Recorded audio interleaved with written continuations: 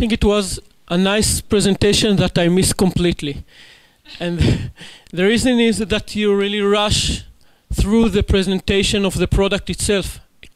I really couldn't get it. What is that you are selling? So if I missed that point, all the rest is a waste of time. You should really present what is the product, give the time we need to really understand it, and just after that, move on.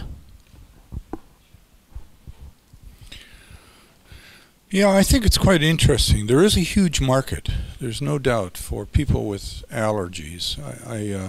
I have to agree, I didn't actually see the black box that was going to solve this, but the one thing that does strike me as right is, if I understood you, the stationary version is going to be $1,000 and the portable is going to be $400. Is that right?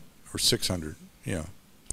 And that's probably about right, because if you think about the early adopters of this technology, there will be people who are really sensitive to these kinds of food allergies and who have to be protected. And I don't know what devices they're using right now, but for them it can be life and death. So they will, $1,000 is nothing to them if it's actually a successful thing. And then there's those people who have slight allergies, who a portable device so they can take it around to restaurants, etc. I suspect there'd be a very big market for them, but the price has got to be lower, and that's what you've actually capitalized on. So I think you're on to something here. I think there's clearly a big market for this if you can get it right. Thank you. Well, you're on the right track for sure. And I do respect the guts that you are the last team to present, so well done. Okay, so here it comes. Your priority of the presentation is correct. You did not spend enough time on the product itself, which is okay. You define the market potential very well, and you zero in on the on really truly the North American market and the European marketplace.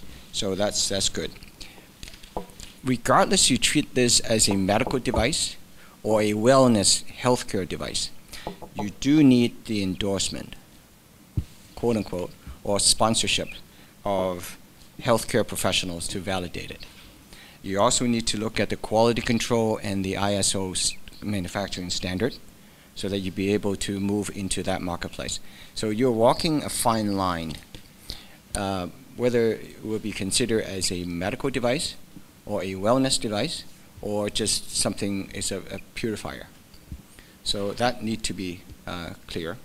And as far as channel is concerned, you have to take a direction. You cannot just say, consumer, go. You can't. The market is there. But you have to stand up and saying, we can do X. If you do seafood, just say seafood and dominate that. And that's a huge market. It's about 56, 57%. Peanut butter and peanuts also is a very good market. Now, even though it's smaller, but it's death-threatening. So you may want to go after that one as well, because that's easily identified as peanut and peanut butter. That's easy. Seafood, now you talk about shell, no shell, red tie, no tie.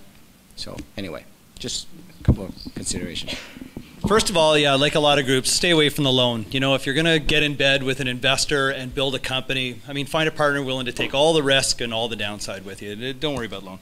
Number two is you guys did a really nice job, by the way, of finding a pain. I think all you guys actually did a wonderful job of finding a real pain and trying to build a business within this pain. I think that's the germination of all great ideas. We all know there's no black box. We all know this product doesn't exist today. So I'm just going to tell you where you could have perpetrated the lie a little bit better. Is you probably could have staged it in, right? Like I think along the lines with Ben, you probably could have said, I thought you sprayed sort of your sales strategy a bit. We're going to go drugstores, we're going to go doctor's offices, we're going to do all this, and we're going to sell it through all that. I think you might have just got greedy, and you could have just said, listen, we're going to introduce, you know, the peanut sniffing technology first. You know, the primary pain point is schools, because, you know, kids are the primary allergens in that category. That's where most of the risk is. You know, you could have staged it in, I think, a lot better. But you guys started to do that. You had some differentiated pricing, and you had portable versus stationary. The other business issue you might have addressed is just, is there a way to offload the liability? As someone who, dies with this in their hand showing it was safe, who manages? That might be a problem for you downstream.